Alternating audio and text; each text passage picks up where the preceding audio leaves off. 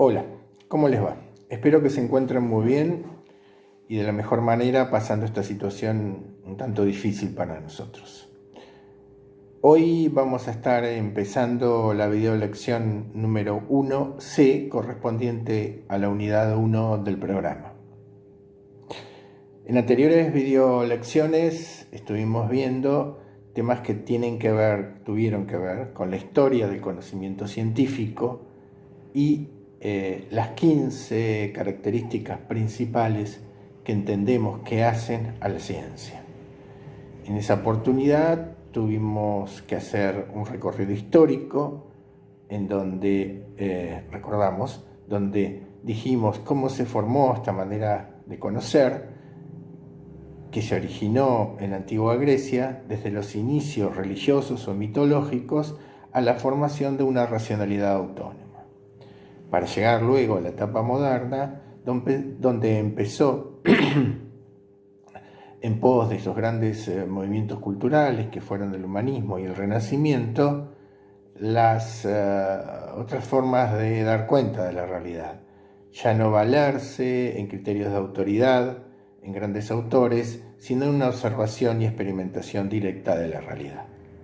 Esto fue la inauguración, este proceso que llevó a una etapa de inauguración de lo que conocemos hoy como ciencia moderna, que luego siguió evolucionando. Hoy toca ver aspectos que tienen que ver con los elementos principales de la ciencia.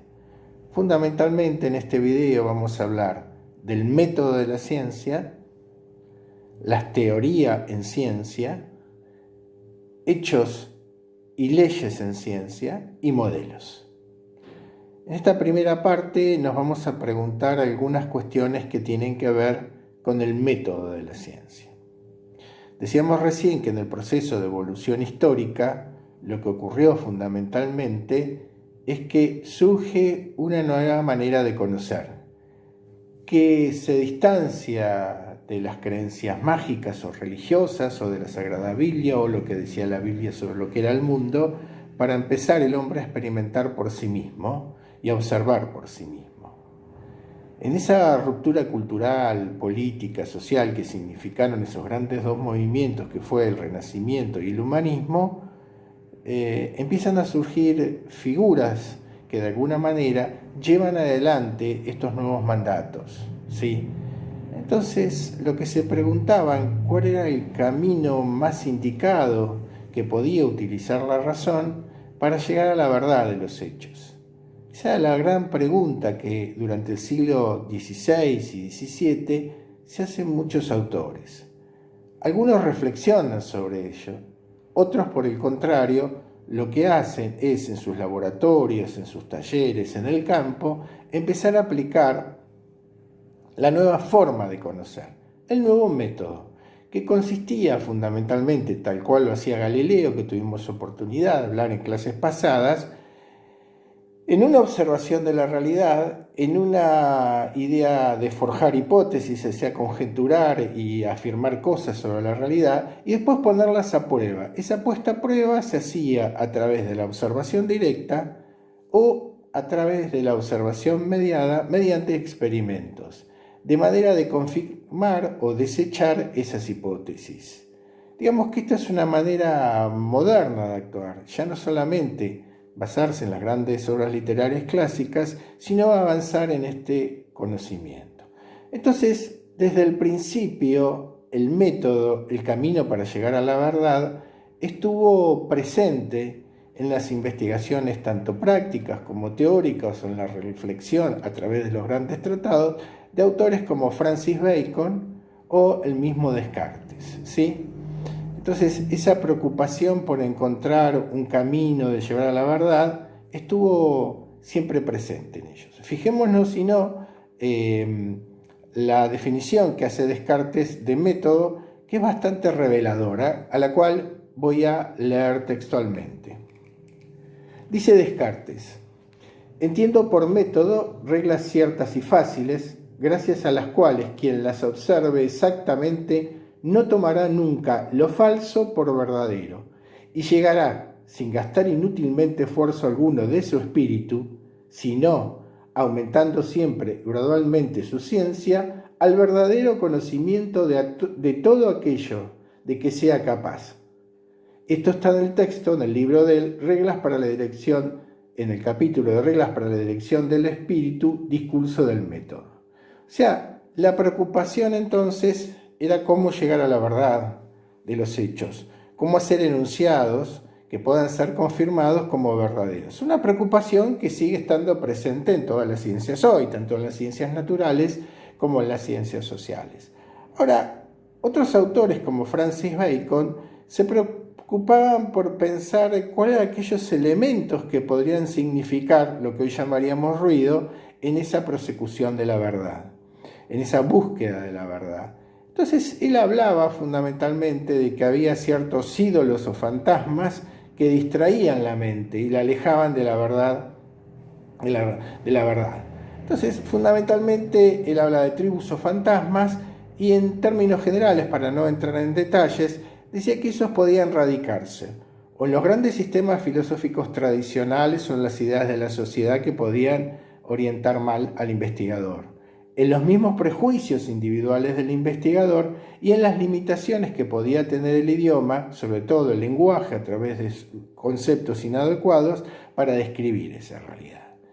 Tanto en Francis Bacon como en Descartes, lo que está presente es entonces esta preocupación fundamental por el método que consiste en esa búsqueda de la verdad y en un camino que sea lo más correcto posible. Pero a esta altura vale la pena preguntarse entonces, ¿qué entendemos por método?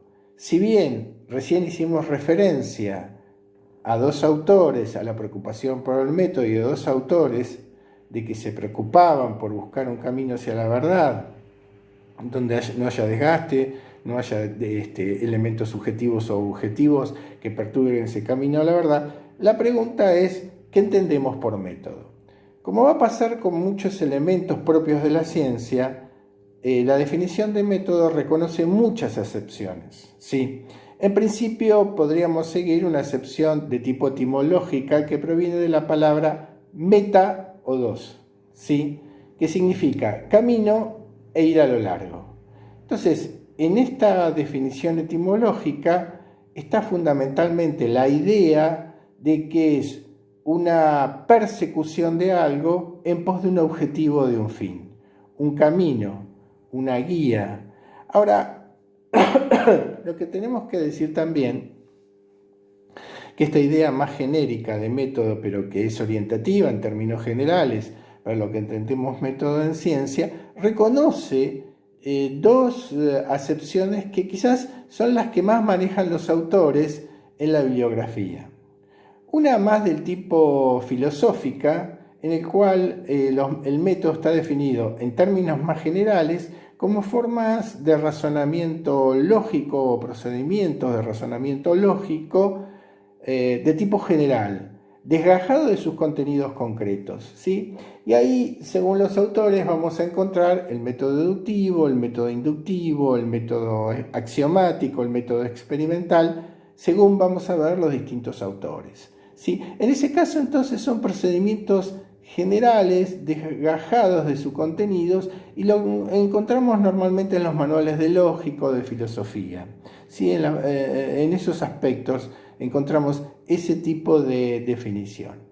Ahora, también es cierto que muchas veces se habla de los métodos con otro sentido, y ese otro sentido está más relacionado con aquellos procedimientos que se han consagrado a lo largo de la historia en muchas disciplinas y que parecen ser propios de esas disciplinas, ¿sí? En ese caso, los contenidos valen porque es como un trabajo a lo largo de generaciones de investigadores que fueron asentando ciertas reglas y procedimientos lógicos más o menos consensuados al interior de las disciplinas.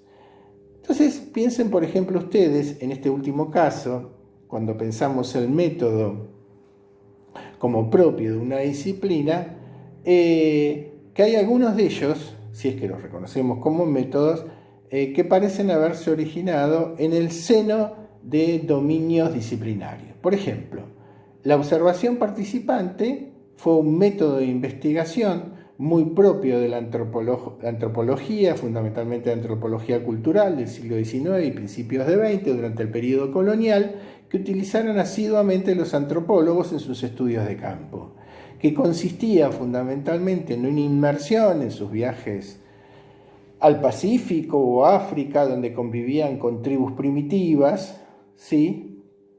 Normalmente mandados desde las metrópolis, instituciones científicas o geográficas mandadas de las metrópolis, y se hacían un proceso de inmersión por un determinado tiempo, conviviendo con los nativos, donde anotaban en sus libretas los distintos ritos, ceremonias, creencias, estructuras sociales, etc. Ese método de observación participante se lo relaciona fundamentalmente con el trabajo de los antropólogos. Ciertamente hoy en día es un método que puede ser utilizado por sociólogos, geógrafos, y de hecho lo es. Pero responde a esta acepción de, decíamos, los métodos asociados a una disciplina. Y para hablar del caso de la geografía, nosotros diríamos que fundamentalmente el método regional fue para muchos geógrafos durante muchos años el método singular, exclusivo y genuino de la geografía.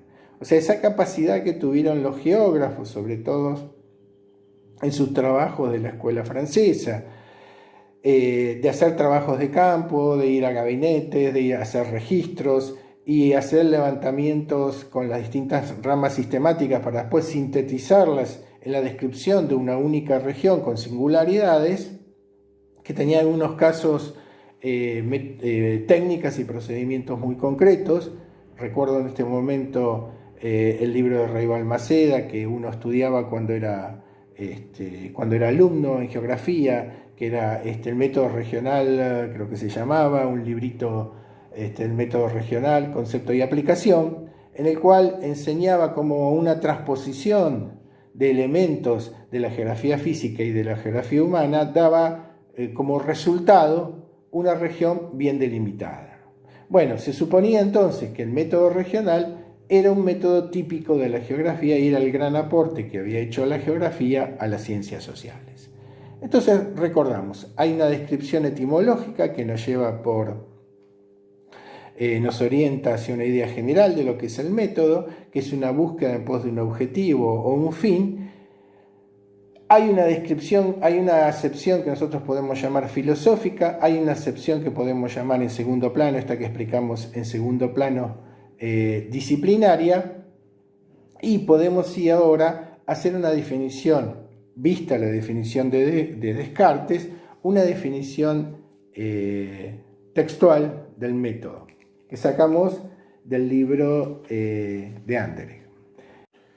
Bueno, entendemos por método el camino a seguir mediante una serie de operaciones, reglas y procedimientos fijados de antemano de manera voluntaria y reflexiva, para alcanzar un determinado fin que puede ser material o conceptual. Entonces volvemos sobre la definición de método con la idea de dejar en claro de que siempre estamos pensando en procedimientos, reglas, normas establecidas y que seguimos. Ahora, que se siguen fundamentalmente con la idea de llegar a un objetivo que puede ser, decíamos, conceptual o material. Si es conceptual, lo que queremos hacer es acrecentar nuestro saber y nuestro sobreconocimiento sobre cosas que ignoramos. Si es material, puede ser la producción, por ejemplo, en lo que puede ser ciencia aplicada de una mercadería, un bien, un servicio, un modelo de gestión, que puede ser valorada por la sociedad. Entonces, esa es la idea de método. Vimos las definiciones de método, como decíamos hace un rato, pero hay algo que es muy importante, y es lo siguiente: es preguntarse si existe un único método. Otra pregunta válida sería preguntarse si existe el método más adecuado, y una tercera, si son transferibles entre los campos, disciplinas de conocimiento, los métodos. ¿Sí? Probablemente, visto desde el punto de disciplinario, como hemos visto, no existe un único método. Sí existen formas de razonamiento filosóficas que podemos englobar en la definición de método. Ahora, es cierto que el método, tal cual está planteado en términos de la filosofía positivista con respecto a la ciencia, responde a un objeto de estudio. No se puede plantear un método sin la existencia de un objeto de estudio fáctico en ese sentido. Pero esa elección de ese método carga cuestiones que tienen que ver con la teoría del conocimiento, con la definición ontológica del objeto de estudio, y se encuentra ese método dentro de una matriz disciplinaria, entendida la matriz disciplinaria como paradigma científico en términos kuhnianos, como hablábamos clases pasadas y como han visto con Nahuel. Entonces, un método significa todo eso. ¿Es transferible al método? Bueno, de hecho, la geografía ha sido una ciencia híbrida que ha importado muchos métodos en ese intercambio que hay entre las disciplinas y las ciencias de paquetes teóricos, metodológicos y técnicas y experiencias. De hecho, históricamente eso se da. Se lo ha hecho con distinta suerte, ¿no? Juzgarán ustedes, por ejemplo, la aplicación de los modelos en la escuela analítica, de la geografía teórica o teorética, o lo que puede ser la geografía ecológica con la teoría de los sistemas, o la geografía de los transportes con la misma teoría de los sistemas. Bueno, distintas perspectivas teóricas, metodológicas y técnicas que, claro, no vienen solo como métodos, sino vienen con una carga fundamental que tiene que ver con estos aspectos que hablábamos anteriormente, que son las cuestiones que carga un método. Pero si bien nosotros podemos decir que la ciencia tiene un protocolo común, un método genérico común, ¿sí? Lo que podemos decir que existe probablemente un método que es el más adecuado a los objetivos que nos hemos planteado.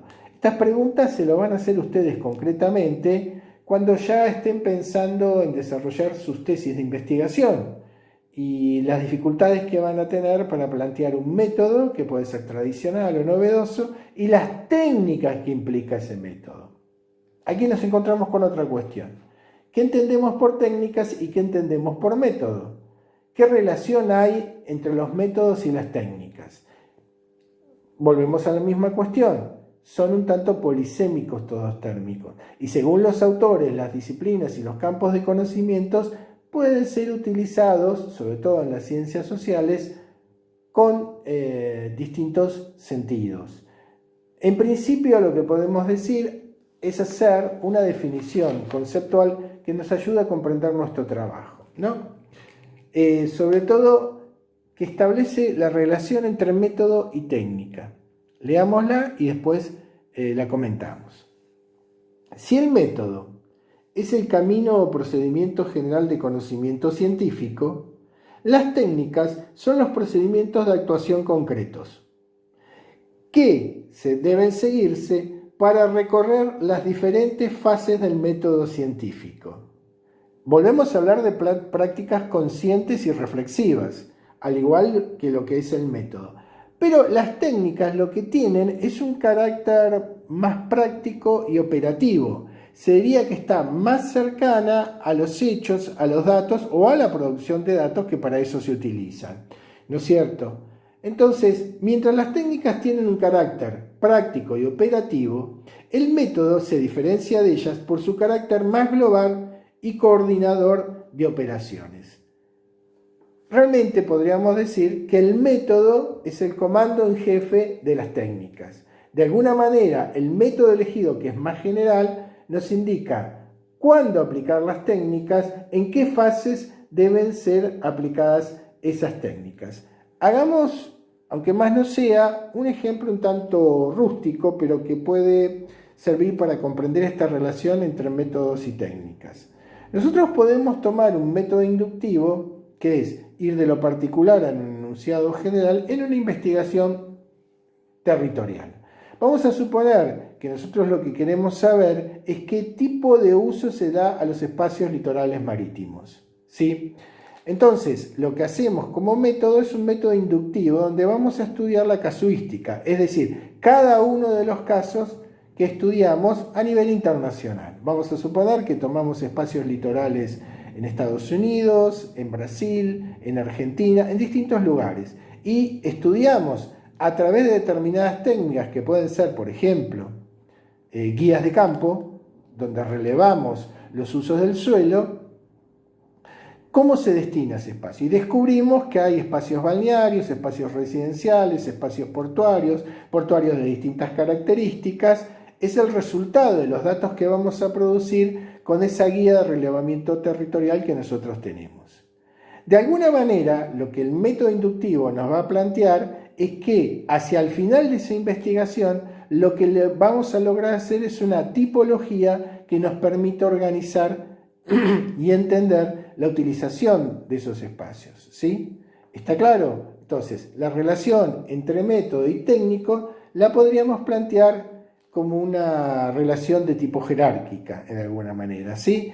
Las técnicas más cercanas a la producción de datos, el método más genérico y coordinador de las formas de razonamiento o del pensar. Ahora, cabe una aclaración que ustedes van a ver en la lectura, que muchas veces se habla indistintamente de métodos y técnicas, sobre todo en las ciencias sociales. Volviendo al ejemplo de hoy, la observación participante parece ser el método, por lo menos durante una etapa importante del siglo XX, de la antropología.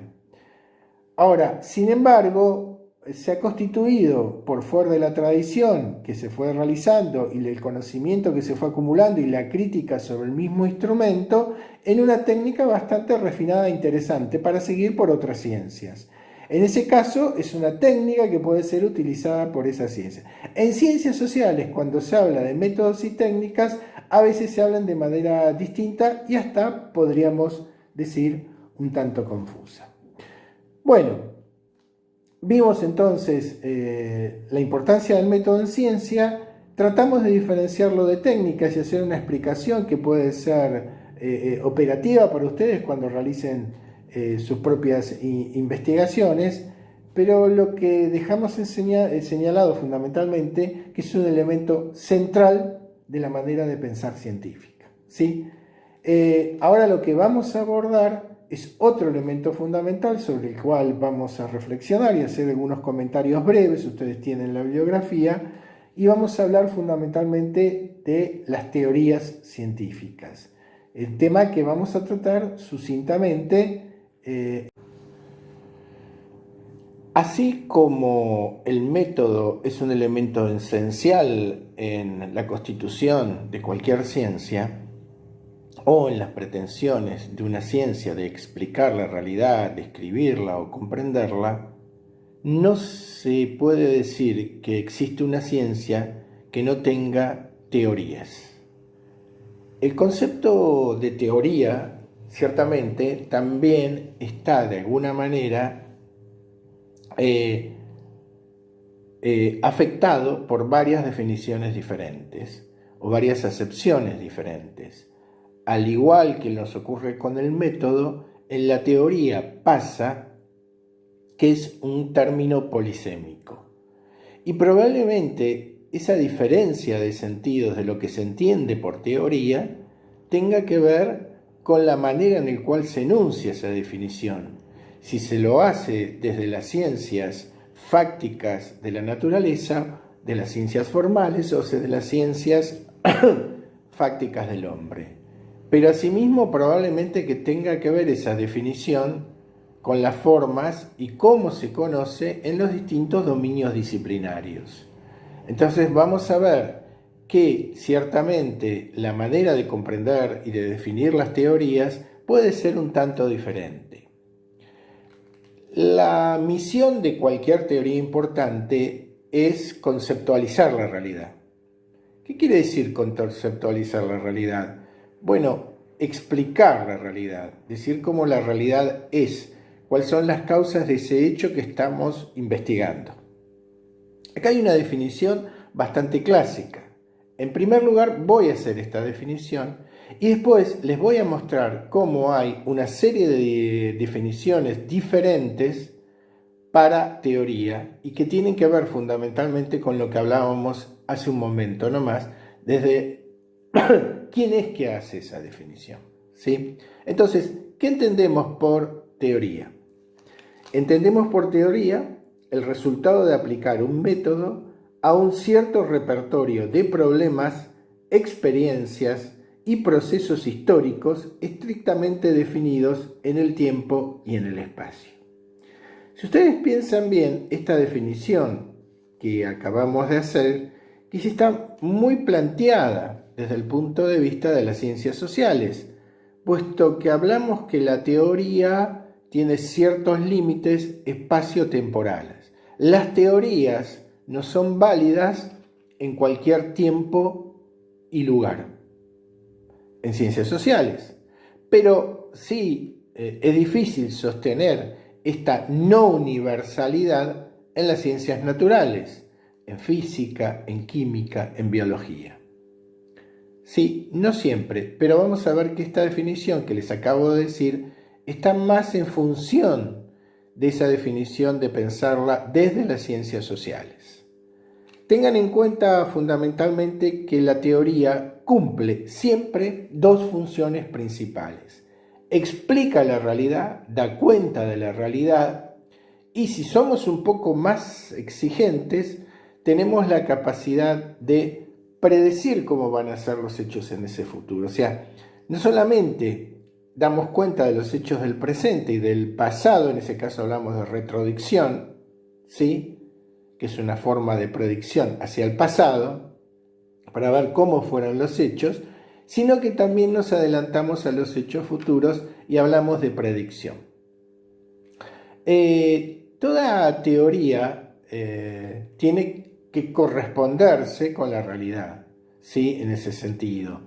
Y cualquier teoría que no explica la realidad es una pseudoteoría o eventualmente debe ser dejada de lado, ¿sí? Porque es muy común a veces, como forma de desacreditación de una persona, decirle, bueno, usted es muy teórico. Eso significa que está alejado de la realidad, que está en un mundo ideal, que no hace pie con los datos concretos.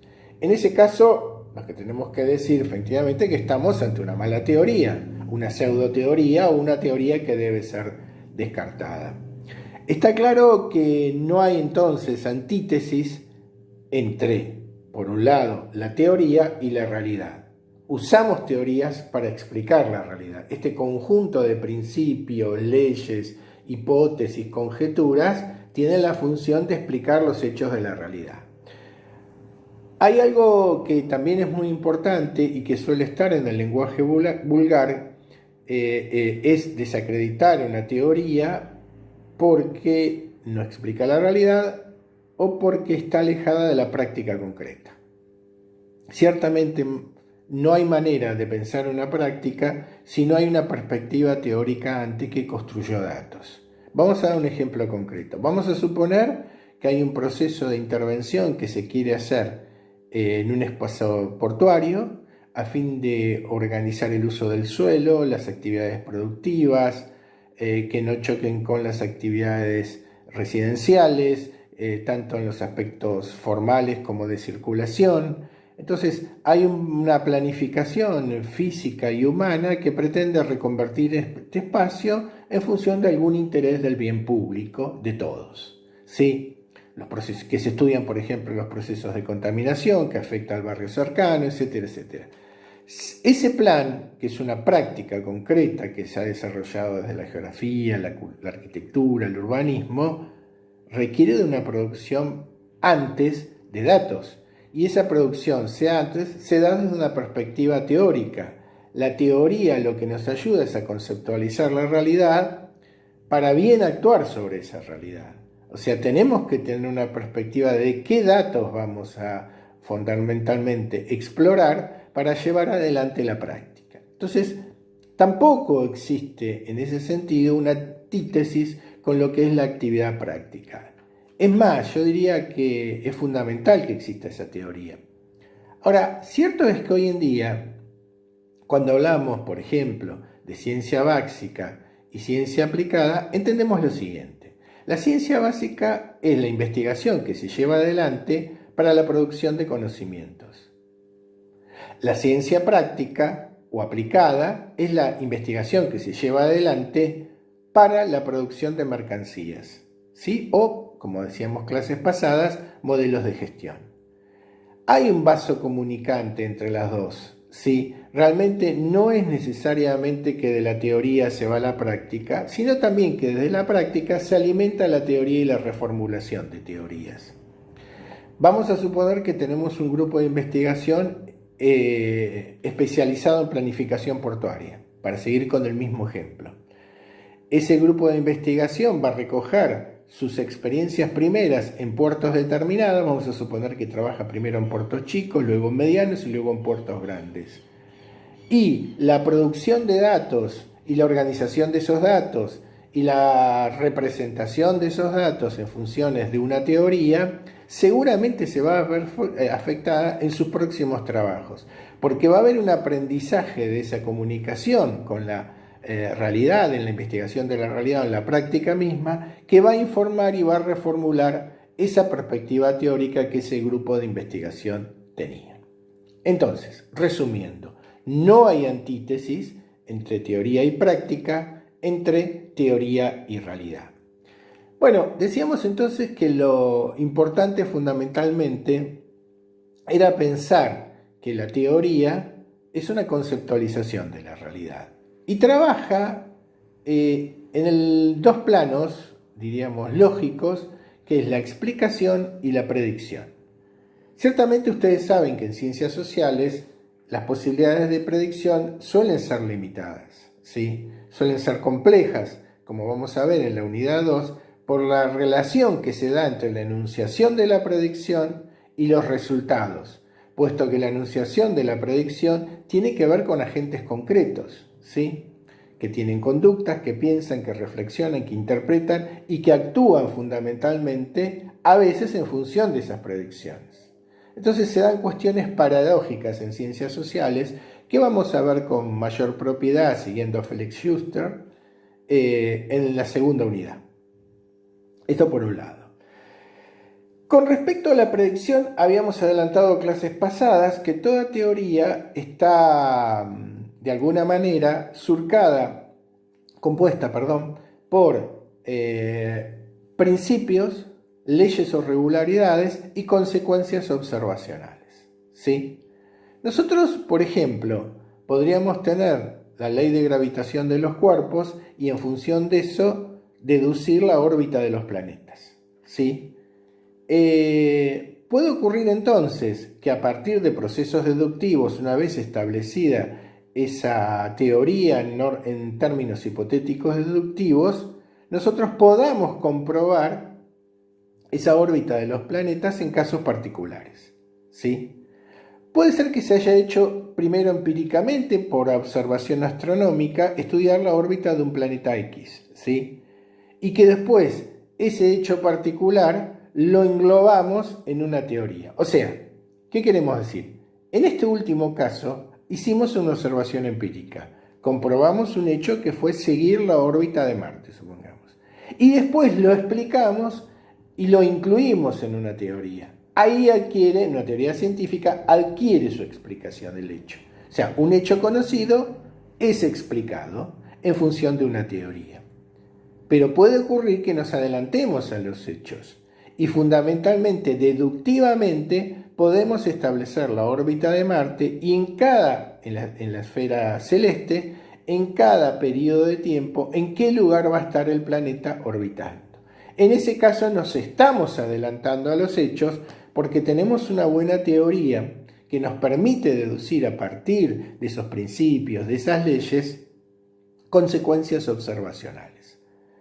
Vamos a suponer que tenemos un principio de una teoría, que es un ejemplo muy remanido, rústico, pero que ustedes lo van a entender fácilmente. Hay un principio de regularidad en la física que es el calor dilata los cuerpos, dilata los metales, ¿sí? Eso es un principio establecido.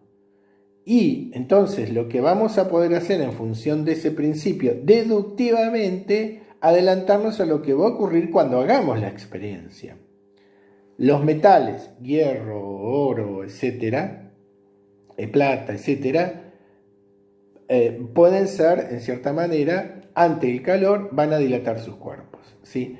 Entonces, teniendo esa teoría de antemano, nosotros podemos saber lo que va a pasar cuando hagamos la experiencia concreta, ¿sí?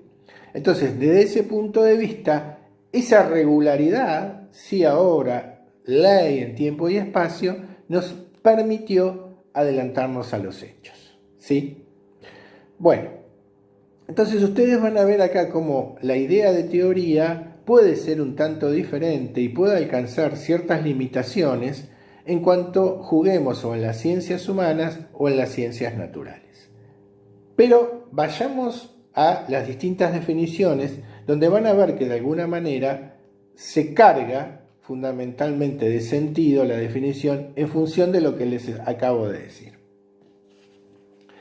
Yo me voy a permitir leerle algunas definiciones que fui recogiendo de distintos libros metodológicos que están en la unidad 1, en el programa que ustedes tienen a mano, y son distintas definiciones de más a menos complejas, más o menos inspiradas en las ciencias fácticas de la naturaleza o en las ciencias fácticas del hombre, o hasta incluso les diría en las humanidades. Pero vamos a la lectura. Conocimiento especulativo expresado en enunciados referentes a un sector de la realidad. Hacemos una serie de enunciados, es decir, proposiciones que se refieren a cómo son los hechos en la realidad. Después habrá que probarlos, mostrarlos verdaderos o falsos a través de la observación directa o la experimentación o la observación indirecta. Conjunto de pensamientos, conjeturas e ideas presentados como enunciados universales. ¿Sí? En este caso, cabe el ejemplo de enunciados universales que acabamos de hacer con respecto a este principio de que el calor dilata los metales. En este caso, es presentado como una ley universal. ¿Qué quiere decir? Que esto es válido en distintos países del mundo en distintos tiempos. ¿Sí? Y fundamentalmente, fíjense que en este caso habla también de esos enunciados universales, habla de conjeturas o hipótesis a probar. Conjunto de proposiciones conectadas lógicamente que intenta explicar una zona de la realidad mediante la formulación de las leyes que la rigen. Bueno, acá hablamos de leyes, en la anterior definición de conjeturas. Pero fíjense ahora, ¿qué es una teoría? Una interpretación o punto de vista. Claro que tiene que tener una coherencia lógica el lenguaje, si es lo que estamos utilizando, el lenguaje de la literatura, el lenguaje de las matemáticas, el lenguaje de la geometría. Nuestro idioma responde a normas lógicas, pero es o una interpretación o un punto de vista, no cualquier interpretación o punto de vista. Descripción de la realidad. Acá parece situarse más en una situación de cómo son las cosas, ¿sí? Hipótesis o conjunto de hipótesis integradas. Otra definición. Cuando hablamos de hipótesis, hablamos de conjeturas, hablamos de pareceres de cómo es la realidad. Acá es lo que van a hacer ustedes cuando comiencen a hacer sus investigaciones y fundamentalmente empiecen a forjar hipótesis que al principio van a ser muy primitivas. Ustedes van a ver, cuando veamos la última unidad, que esas hipótesis tienen distinto nivel, distinta escala en el lugar que las ubican, porque hay una relación de dependencia entre lo que pueden ser las hipótesis generales y las hipótesis particulares. Y sobre todo lo que tiene que existir entre ellas es una consistencia y coherencia lógica que permita avanzar con la teoría. Entonces, esas hipótesis o conjunto de hipótesis tienen que estar, según esta definición, integradas. Integradas significa relacionadas, significan que no deben ser disruptivas ninguna de ellas y debe ser coherente con el resto de las hipótesis.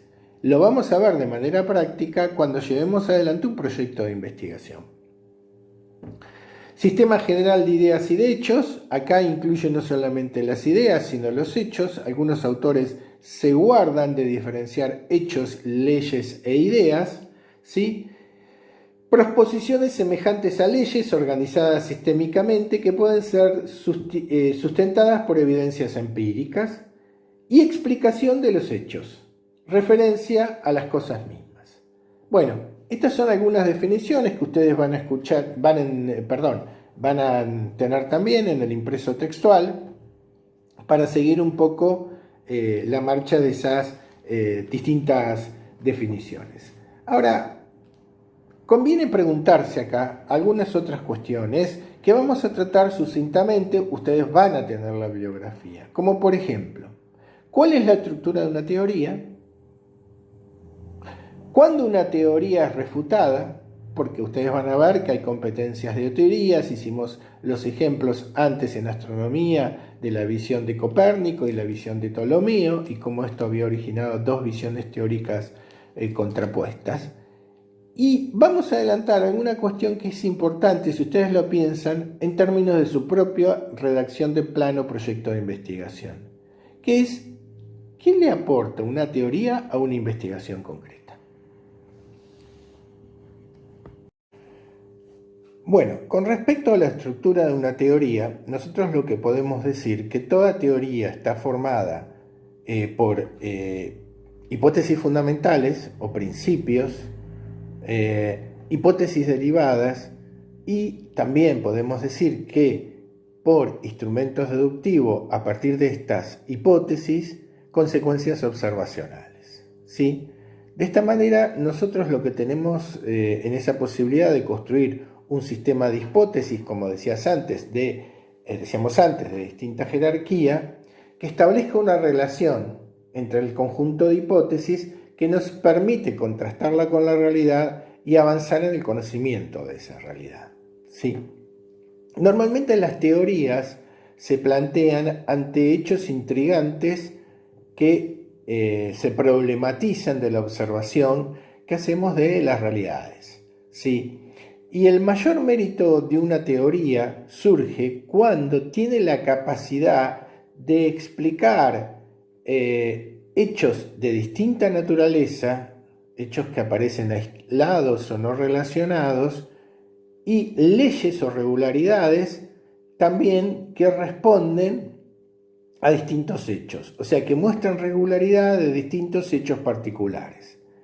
Cuando tenemos una teoría que en su conjunto de hipótesis logra de alguna manera dar cuenta, al menos transitoriamente, de todos estos hechos y leyes, decimos que tenemos una teoría de un mérito importante. Es lo que ocurre cuando Newton planteó su física, ¿no? la mecánica del mundo, ¿no? Porque la capacidad que tuvo fue, a través de su teoría, de explicar hechos y leyes aisladas. O sea, con esa teoría lo que logró es dar cuenta de la rotación de los planetas, del movimiento de péndulo, ¿sí? De la trayectoria de un proyectil, del flujo y reflujo de las mareas, o sea, de elementos que a simple vista o sin estudio previo no estaban relacionados. ¿Qué es lo que permitió eso? Bueno, establecer unas leyes, en la teoría de Newton, estableció unas leyes de principios, hipótesis derivadas y observaciones que pudieron ser contrastadas. Ese conjunto teórico es que dio la explicación de hechos muy diferentes, ¿sí? Dio cuenta de todos los hechos, por eso ha sido que esa estructura de esa teoría bien constituida a través de un sistema pudo de alguna manera dar explicaciones satisfactorias para muchos de los fenómenos que se le aparecían al hombre. Claro que después surgieron otros que llevaron a, de alguna manera, contradecir algunos aspectos de estas teorías. Bueno, eso sería un ejemplo de estructura de una teoría. Ahora, la teoría tiene algunos requisitos metodológicos que después vamos a retomar en ciencias sociales y que me podrían permitir por lo menos leer algunos de ellos, que son 3.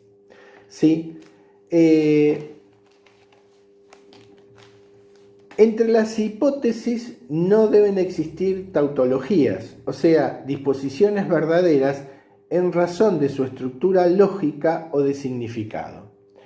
Esto quiere decir que formalmente nosotros tenemos la capacidad de hacer un enunciado que, por la constitución lógica de ese enunciado, es correcto, ¿sí? Por ejemplo, este sería el caso de una definición. Ahora, eventualmente en las ciencias fácticas, estos enunciados son instrumentales, pero no toman compromiso sobre la realidad. Pueden servir eventualmente deductivamente como instrumentos auxiliares, pero no produce ese enunciado la posibilidad de contrastarlo con la realidad y probar si es verdadero o falso. Por ejemplo, si decimos hay un gato en el tejado y en la misma oración decimos o no hay un gato en el tejado, no permite corroborar esa afirmación o negación que hicimos, porque incluye una afirmación y una negación. ¿Sí? Después vamos a retomar este tema. Un segundo punto que tenemos que tener en cuenta es que cuando se construyen teorías entre las hipótesis fundamentales o principios, no tiene que haber contradicción. No se puede afirmar un A y un no A. ¿Esto qué quiere decir? No podemos hacer en lo que llamamos hipótesis fundamentales contradicciones entre afirmaciones y negaciones, porque en ese caso la teoría de entrada estaría cuestionada, tendría inconsistencia lógica, o sea, no caería por el veredicto observacional cuando la contrastamos con la realidad, sino porque en su estructura inicial hay inconsistencias lógicas, ¿sí? Y finalmente, lo que ocurre con toda ciencia fáctica, lo que se debe hacer es que a través de las posibilidades que nos dan las hipótesis fundamentales y derivadas, deducir algunas consecuencias observacionales y debe ser posible ponerlas en contraste con la realidad. O sea, ir a la realidad a probar si son verdaderas o falsas. Esto lo tiene que posibilitar una teoría o toda teoría. O sea, permite ir de los procesos deductivos a la enunciación de datos empíricos que deben ser contrastados con la realidad. Si no es posible esta operación, no estamos dentro de los requisitos metodológicos básicos que tiene que tener una teoría, ¿no? Bueno, hasta acá hemos explicado entonces algunas cuestiones que tienen que ver con las teorías y ahora sucintamente vamos a hacer referencias a otros elementos que al pasar lo hemos planteado y que tienen que ver con las leyes, que son las leyes, y con los modelos, que son los modelos. Pero antes yo quisiera adelantarme a un tema que vamos a retomar en la unidad 5 cuando veamos los aspectos más prácticos de llevar adelante el desarrollo de un proyecto de investigación, y es ¿por qué es necesaria una teoría? Y en este sentido hay varias cosas que nosotros tenemos que tener en cuenta, que es la relación entre teoría y campo. ¿Por qué entonces es necesaria en una investigación la teoría? Bueno, hay varios puntos que nosotros podemos tener en cuenta de por qué o para qué de una teoría. Bueno, fundamentalmente lo que hace la teoría, cuando nosotros construimos ese marco teórico en un proceso de investigación y hacemos lecturas de claves conceptuales y teorías, ¿qué es lo que nos va a marcar? Bueno, fundamentalmente nos va a orientar la investigación, nos va a mostrar qué preguntas son necesarias responder y fundamentalmente nos va a delimitar claramente cuáles son los hechos significativos que nosotros tenemos que atender en nuestra investigación.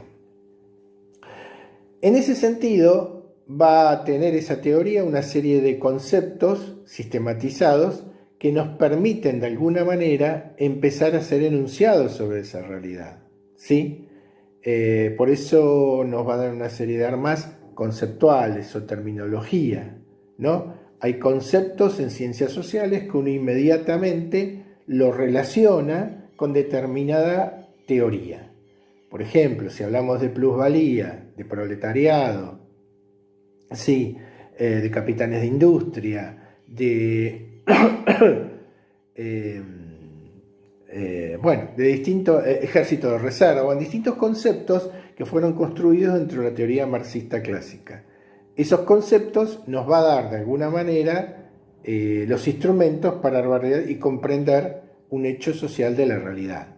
Si hablamos de teoría de los actores sociales, también nos va a dar un repertorio de conceptos como actores estratégicos, actores divagantes, nos va a dar una definición de cooperación y conflicto, nos va a dar una definición de margen de actuación, toda una serie de conceptos que la teoría nos va a dar para abordar la realidad.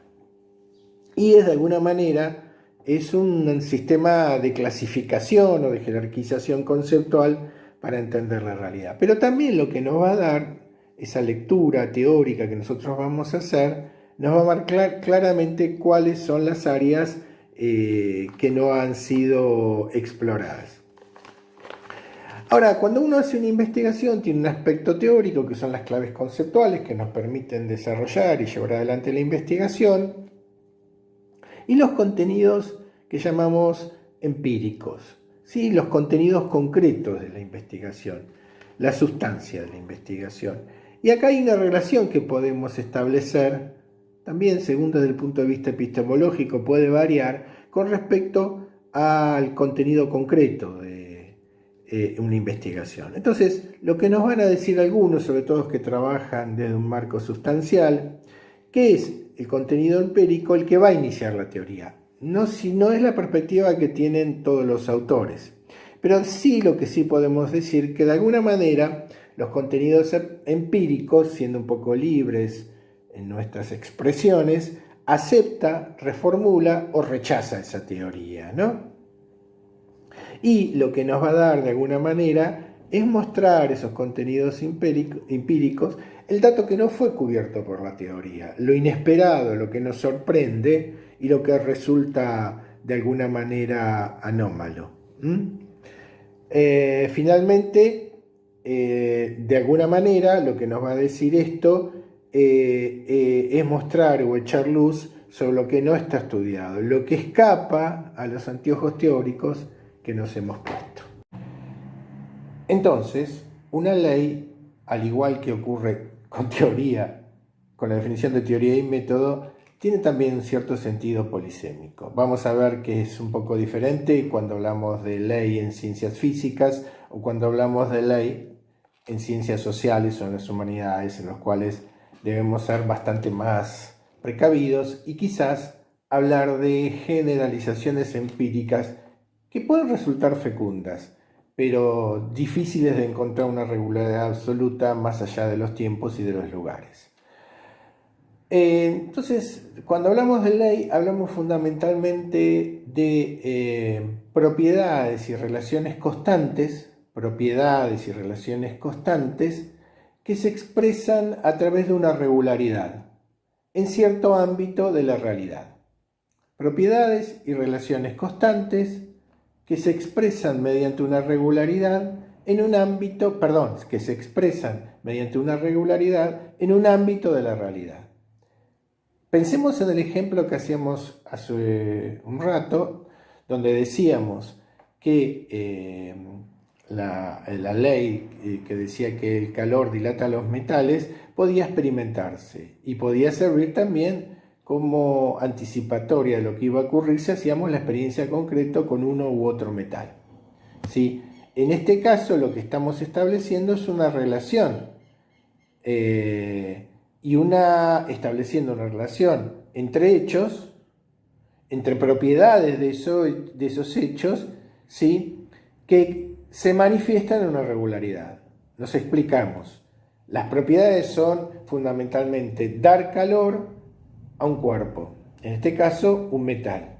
Y lo que ocurre entonces es que ese cuerpo se dilata. Se establece un encadenamiento lógico en esa experiencia que es regular, que se constata en todos los casos, ¿sí? Entonces, lo que podemos decir que en la realidad podemos descubrir ciertas armonías de que cuando aparece un fenómeno, inmediatamente aparece otro fenómeno que lo acompaña, que están de alguna manera encadenados. Esa relación de ley muestra lo que más simplemente hemos llamado la relación de causa a efecto, ¿sí? Veamos una definición y sigamos explicando un poquito más de lo que se trata este tema de las leyes. La ley científica es un enunciado universal. Cuando decimos que es un enunciado universal, decimos que ese enunciado sirve para todos los tiempos y para todos los lugares, ¿sí? Eso es lo que tiene que estar claro, ¿sí? No hay una dilatación de los cuerpos diferentes en si la experiencia se hace en Europa o en Estados Unidos o del siglo XIX o en el siglo XX. Esa es la condición de universalidad que tienen las leyes. En este caso, en el ámbito de las ciencias fácticas, físicas, por ejemplo.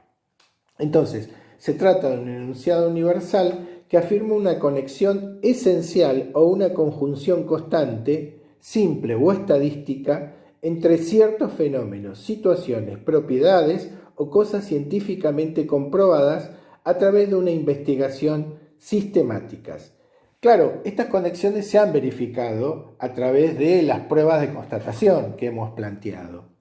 Pero lo que es importante, que esa conexión puede ser simple, como hablamos recién del calor dilata los cuerpos. Ante el calor el cuerpo se dilata. Pero también lo que podemos establecer es una relación más precisa utilizando las matemáticas, ¿sí? Y fundamentalmente estableciendo esa conexión en términos estadísticos, ¿sí? Esas relaciones constantes en términos estadísticos. Podríamos decir que a tanta cantidad de calor se genera tal cantidad de dilatación de los cuerpos. O sea, de alguna manera, más o menos en forma precisa, podríamos determinar esa relación en términos de una fórmula matemática. La definición que hemos planteado hasta acá, fundamentalmente, que ante todo fenómeno ocurre otro fenómeno o es acompañado por otro fenómeno, y eso ocurre en distintas partes del mundo y de la historia, y siempre se da lo mismo y no vamos a encontrar sorpresas en ese sentido. No es un concepto, una definición que pueda ser fácilmente transferible a lo que ocurre en las ciencias sociales, porque esas leyes no son ahistóricas, no están fuera de la historia, ni son transnacionales, sino traspasan lo que puede ser las cuestiones de limitaciones. Nosotros podemos plantear una serie de generalizaciones empíricas, más que hablar de ley, que es un término muy fuerte y que está más asociado a las ciencias naturales, hablar de generalizaciones empíricas que pueden resultar provechosas, heurísticas, esto quiere decir puede servir para descubrir nuevas cosas, y que hay ciertos elementos que nos alertan sobre esa regularidad, ¿no? Ahí, cuando veamos la unidad 2, vamos a ver dos ejemplos que da Schuster muy interesantes, donde encuentra ciertas regularidades en las conductas sociales. Les planteo uno, pero realmente da varios ejemplos, pero uno de esos ejemplos es, por ejemplo, se puede establecer una regularidad que entre las potencias, los países aliados y victoriosos de una guerra, luego de finalizar esa guerra, tienden a enfrentarse por intereses contrapuestos. Esto podría ser una generalización empírica, un principio a tener en cuenta ante el conflicto y lo que pasa con los ganadores de ese conflicto. Sí, si ustedes piensan en lo que ocurrió entre los aliados, luego de la Guerra Fría, de la Segunda Guerra Mundial y los inicios de la Guerra Fría, lo que se planteó es un enfrentamiento entre el mundo occidental capitalista y de democracias liberales y el mundo comunista y oriental, no solo oriental, pero el mundo oriental, en donde se plantearon una serie de enfrentamientos periféricos y que se sucedieron luego de la Guerra Abierta, que finalizó en 1945. Entonces este podría ser un principio de regularidad a tener en cuenta en ciencias sociales, pero esto lo vamos a ver después con mayor profundidad en la unidad 2. Y finalmente les quiero plantear un término que también es muy utilizado en las ciencias sociales, y es el concepto de modelo. Para nosotros los geógrafos es habitual, es lo que entendemos por una representación simplificada de la realidad, y uno de nuestros instrumentos predilectos durante años han sido modelos. Nos estamos refiriendo a los mapas. Los mapas son eso, son representaciones simplificadas de la realidad. Vamos a suponer que tenemos un mapa de la provincia de Buenos Aires, dónde está el uso agrario y pecuario en los distintos distritos y que lo podemos representar gráficamente de distintas formas. En ese caso, hemos simplificado la realidad porque ese mapa no nos va a hablar de la totalidad in totum, sino nos va a hablar de ese aspecto que nos interesa, que es ver cómo se utilizan los suelos en función de su producción primaria. Entonces, en ese mapa aparece graficado eso. ¿Cómo se representa en realidad? Bueno, en función de nuestros objetivos de investigación o nuestros intereses de investigación. ¿Cómo se utiliza el término modelo en ciencias sociales? Bueno, a veces responde un poco al origen modulus, el origen etimológico, que quiere decir constructo, ¿sí? Como un molde a seguir de perfección, ¿sí? Que puede ser utilizado como una meta a alcanzar, ¿no? Otras veces hace referencia a los mecanismos ocultos, ¿sí? Cuando se habla de un modelo, por ejemplo, neoliberal en los 90, o el modelo desarrollista, o el modelo desarrollista de base nacional o asociados a agentes externos, lo que se trata de hacer en esos trabajos es descifrar los mecanismos ocultos de acumulación de capital, los agentes principales, los agentes secundarios, ¿sí? A qué sectores económicos le dan preferencia. O sea, ahí se está hablando de un mecanismo oculto. En muchos casos se plantea como posibilidad de llegar a un grado de perfección, partiendo un poco del sentido a veces vulgar que puede tener la palabra. Cuando se habla, por ejemplo, de modelos en la moda, se habla de muchachas o muchachos que son representantes de lo que es el ideal de belleza de ese momento y de perfección, digamos, de ese momento. En términos económicos, como modelo a llegar o ejemplo o referente, lo podemos encontrar, por ejemplo, en lo que fueron los modelos económicos sociales desarrollistas que desde la academia se generaban en la década del 60 con la idea de llegar a un estado ideal de modernidad en los países, superando los problemas de pobreza, miseria, desigualdad y falta de desarrollo industrial o modernización de la agricultura. Ciertamente que también se han utilizado como paradigma, en el sentido que lo vimos de Kuhn, ¿sí? De Thomas Kuhn, que así no lo vamos a volver a repetir, y también a veces se hace referencia a teorías matemáticas abstractas, ¿sí? Se habla de modelos también.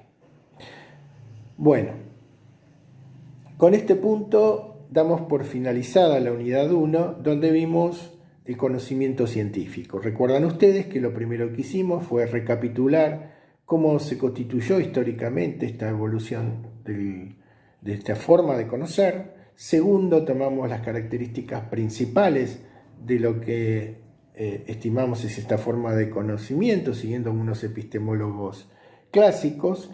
Y después abordamos algunos elementos centrales de la ciencia, como método, teorías, técnicas, hechos, leyes y modelos, ¿sí? Les quiero decir que estas clases fundamentalmente lo que son un punto de partida para las lecturas bibliográficas que ustedes van a tener que hacer. Y esto es muy importante que lo tengan en cuenta. Nosotros lo que podemos hacer en estas instancias que nos toca vivir es apoyar estos audios audiovisuales, estas videolecciones, con impresos textuales. Normalmente están subidos al aula virtual bajo un soporte Word o PDF. Y Nahuel hace lo propio con la introducción a lo que pueden ser los trabajos prácticos.